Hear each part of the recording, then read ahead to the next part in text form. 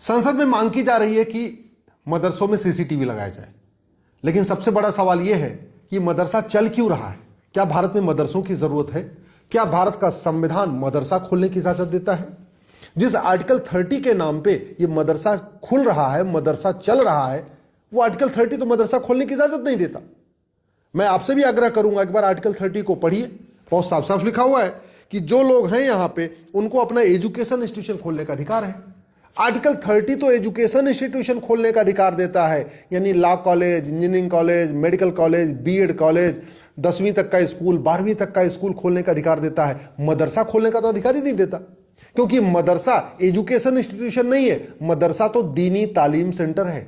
वहां तो दीनी तालीम दी जाती है, वहां तो रिलीजियस टीचिंग दी जाती है, वहां तो यह सिखाया जाता है कि इस्लाम में क्या जायज है, क्या नाजायज है, क्या पाक है, क्या नापाक है, क्या हराम है, क्या हलाल है। मदरसों में सेकुलर एजुकेशन टीचिंग तो दी नहीं जाती। और आर्टिकल 30 कहता है कि जो लोग भारत में हैं, वो चाहे वो रिलीजियस माइनॉरिटी है, लिंग्विस्टिक माइनॉरिटी है, वो एजुकेशन इंस्टीट्यूशन खोल सकते हैं। रिलीजियस एजुकेशन इंस्टीट्यूशन नहीं, एजुकेशन इंस्टीट्यूशन मतलब सेकुलर एजुकेशन इंस्टीट्यूशन, मतलब engineering college, law college, medical college, 10वीं 12वीं का स्कूल, न कि मदरसा। और आपको अगर इसमें क्लैरिफिकेशन चाहिए तो आर्टिकल 27 को खोल के पढ़ लीजिए। आर्टिकल 27 में बहुत साफ साफ लिखा हुआ है कि मजहब को प्रमोट करने के लिए सरकार 1 रुपए खर्च नहीं कर सकती, और मदरसों में मजहब को ही प्रमोट किया जाता है। और ज्यादा क्लैरिफिकेशन चाहिए, आर्टिकल 28 को खोल के पढ़ लीजिए। आर्टिकल 28 में लिखा हुआ है कि किसी भी सरकार के द्वारा फंडेड या सरकार के द्वारा मान्यता प्राप्त किसी भी स्कूल में कोई मजहबी तालीम नहीं होगी, रिलीजियस टीचिंग नहीं होगी। एक बात और भी ध्यान रखिएगा, धर्म और रिलीजन में जमीन आसमान का अंतर है। मेरी एक अलग पीआईएल चल रही है धर्म और रिलीजन के ऊपर, जिसमें मैंने धर्म और रिलीजन के 25 अंतर बताए हैं। धर्म जोड़ता है, रिलीजन तोड़ता है। इसलिए धर्म को रिलीजन समझने की भूल मत करिए, रिलीजन को धर्म समझने की भूल मत करिए। धर्म मजहब नहीं है, मजहब धर्म नहीं है। धर्म सबको जोड़ता है, मजहब सबको तोड़ता है।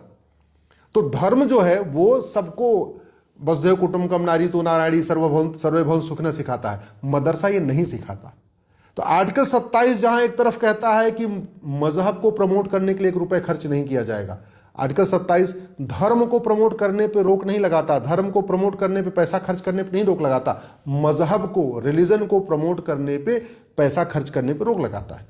आर्टिकल 28 धार्मिक शिक्षा देने पे रोक नहीं लगाता, आर्टिकल 28 मजहबी तालीम देने पे रोक लगाता है। यानी आर्टिकल 28 भगवत गीता पढ़ाने पे रोक नहीं लगाता, रामायण पढ़ाने पे रोक नहीं लगाता, उपनिषद पढ़ाने पे रोक नहीं लगाता, भगवत गीता पढ़ाने पे रोक नहीं लगाता।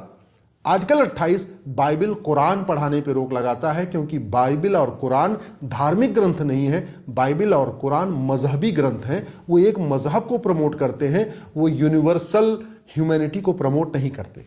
और आर्टिकल 30 जिसके नाम पे ये मदरसा चल रहा है, मदरसा बोर्ड चल रहा है, मदरसे की डिग्रियां वैलिड हो रही हैं, मदरसे की डिग्री लेके लोग सरकारी नौकरियों में जा रहे हैं, इसको तो बिल्कुल आर्टिकल 30 अलाउ नहीं करता।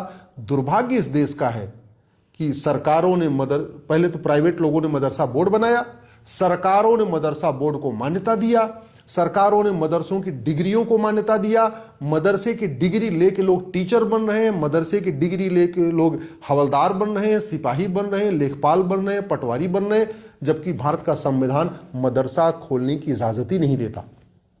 अब आप कहेंगे अच्छा मदरसा खोलने की इजाजत अगर आर्टिकल 30 में नहीं है तो कहां हो सकती है? मैक्सिमम जो मदरसा खोलने की परमिशन हो सकती है वो आर्टिकल 25 में हो सकती है, जो फ्रीडम ऑफ रिलीजन है। लेकिन फ्रीडम ऑफ रिलीजन में भी लिखा हुआ है subject to public order, health and morality. इसका मतलब मदरसे में आप कोई ऐसी तालीम नहीं देंगे जिससे पब्लिक ऑर्डर डिस्टर्ब हो जाए, मदरसे में कुछ ऐसा नहीं सिखाएंगे जो किसी के हेल्थ के खिलाफ हो, मदरसों में आप जिहाद नहीं सिखाएंगे, मदरसों में आप नफरत नहीं सिखाएंगे, मदरसों में ऐसी कोई शिक्षा नहीं देंगे जो पब्लिक ऑर्डर को डिस्टर्ब करे, दूसरों का अपमान करे, दूसरों के मजहब का अपमान करे। इसका मतलब आप कोई ऐसी चीज नहीं सिखा सकते मदरसों में कि नहीं जिसकी हम जिसको मानते हैं वही पूजा योग्य है, वही इबादत योग्य है, दूसरा कोई इबादत योग्य नहीं। आर्टिकल 25 के अंतर्गत बहुत साफ साफ लिखा हुआ है कि आप मदरसा खोल तो सकते हैं, आप अपना प्रोपोगेट कर सकते हैं रिलीजन को, और रिलीजन को प्रमोट करने के लिए मदरसा खुलता है, मैं एकदम मानता हूं। आर्टिकल 30 मदरसा खोलने की इजाजत नहीं देता, आर्टिकल 25 मदरसा खोलने की इजाजत देता, लेकिन वहां फिर बैरियर लगा हुआ है। बैरियर ये लगा है कि मदरसे में आप ये नहीं कहेंगे कि मेरे अल्लाह ही केवल पूजा योग्य है, दूसरा कोई पूजा योग्य नहीं। मदरसे में आप ये नहीं कहेंगे कि जिसकी इबादत मैं कर रहा हूं वही इबादत ठीक है, जो जैसे मैं रहता हूं वही ठीक है, जो जिसको मैं सोचता हूं वही पाक है, बाकी सब नापाक है। आप मदरसे में ये नहीं कह सकते जिसको हम कह रहे हैं हराम वही हराम, जिसको हम कह रहे हैं हलाल वही हलाल, ये नहीं आप कर सकते। तो इसलिए मैं कह रहा हूं कि जो ये चल रहा है, संसद में कायदे से आवाज उठनी चाहिए कि मदरसों की डिग्रियों को इनवैलिड डिक्लेयर किया जाए, मदरसा बोर्ड को भंग किया जाए, मदरसों को जो सरकारी अनुदान दिया जा रहा है इसको रोका जाए, मदरसों में जो टीचर की सैलरी जा रही है इसको रोका जाए। बजाय कि आवाज क्या उठ रही है जी, मदरसों में सीसीटीवी लगा दिया जाए। मैं सीसीटीवी लगाने का विरोध नहीं कर रहा हूं, लेकिन पहले संविधान को समझिए, संविधान में लिखा क्या है उसके हिसाब से संसद में आवाज उठाइए। क्योंकि संविधान की बेहतरीन व्याख्या दो ही जगह पे होती है, एक संसद में होती है, एक सुप्रीम कोर्ट में होती है। सुप्रीम कोर्ट में भी खास तौर पे आर्टिकल 25 से 30 की अभी तक ठीक से व्याख्या नहीं हुई है। सुप्रीम कोर्ट के जितने भी फैसले आए आर्टिकल 25 से 30 पे, कहीं ना कहीं उन्होंने धर्म को रिलीजन समझा, रिलीजन को धर्म समझा, धर्म को मजहब समझा, मजहब को धर्म समझा। और सबसे ज्यादा जो गलत फैसले दिए सुप्रीम कोर्ट ने आर्टिकल 30 पे, वो है माइनॉरिटी के नाम पे। क्यों? क्योंकि माइनॉरिटी कौन होगा आज तक सुप्रीम कोर्ट ने डिफाइन नहीं किया। माइनॉरिटी कौन है, माइनॉरिटी की क्या डिफिनीशन है, ये भारत के संविधान में नहीं लिखा। माइनॉरिटी की क्या डिफिनीशन है, ये माइनॉरिटी कमीशन एक्ट में नहीं लिखा।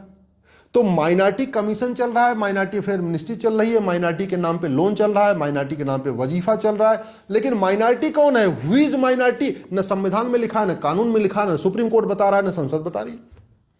बहुत सीधी सी बात है।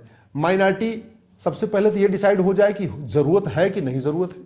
जब सेकुलर देश है फिर माइनॉरिटी क्या जरूरत है, जब सारे एक समान है फिर माइनॉरिटी क्यों चाहिए। और चलो चाहिए भी तो माइनॉरिटी को आइडेंटिफाई नेशनल लेवल पे करेंगे या स्टेट लेवल पे करेंगे या डिस्ट्रिक्ट लेवल पे करेंगे।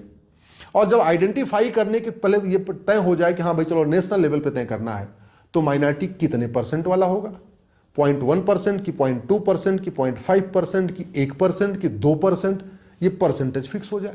चलो परसेंटेज नहीं फिक्स करना तो फिर ये फिक्स हो जाए कि जिसकी संख्या 1000 होगी वो माइनॉरिटी कहलाएगा, जिसकी संख्या 10,000 होगी वो माइनॉरिटी कहलाएगा, जिसकी संख्या 1 लाख होगी वो माइनॉरिटी कहलाएगा, जिसकी संख्या 5 लाख होगी वो माइनॉरिटी कहलाएगा, या जिसकी संख्या 10 लाख होगी वो माइनॉरिटी कहलाएगा। माइनॉरिटी की यूनिट करोड़ तो नहीं हो सकती ना। माइनॉरिटी कुछ 100 या माइनॉरिटी कुछ 1000 या कुछ लाख, करोड़ों की जिसकी संख्या उसको माइनॉरिटी नहीं कह सकते। पूरी दुनिया में कहीं नहीं है जिसकी संख्या करोड़ों में उसको माइनॉरिटी का दर्जा मिला है। फिर भारत में माइनॉरिटी को डिफाइन क्यों नहीं कर रहे? सुप्रीम कोर्ट ने सबसे बड़ा ब्लंडर मिस्टेक यही किया, माइनॉरिटी के ऊपर 10 जजमेंट दे दिए। माइनॉरिटी बोर्ड को मान्यता दे दिया, माइनॉरिटी कमीशन को मान्यता दे दिया, माइनॉरिटी अफेयर मिनिस्ट्री को मान्यता दे दिया, माइनॉरिटी के नाम पर योजनाओं को मान्यता दे दिया। लेकिन आज तक सुप्रीम कोर्ट ने हु इज माइनॉरिटी, यूएन क्या कहता है, अमेरिका क्या कहता है, चीन क्या कहता है, या क्या कितनी संख्या होनी चाहिए, इसके ऊपर सुप्रीम कोर्ट नहीं जा रहा है। और संसद में भी मदरसे में सीसीटीवी लगना चाहिए, इसके ऊपर बात हो रही है, लेकिन माइनॉरिटी को डिफाइन करने पर संसद में भी बात नहीं हो रही है।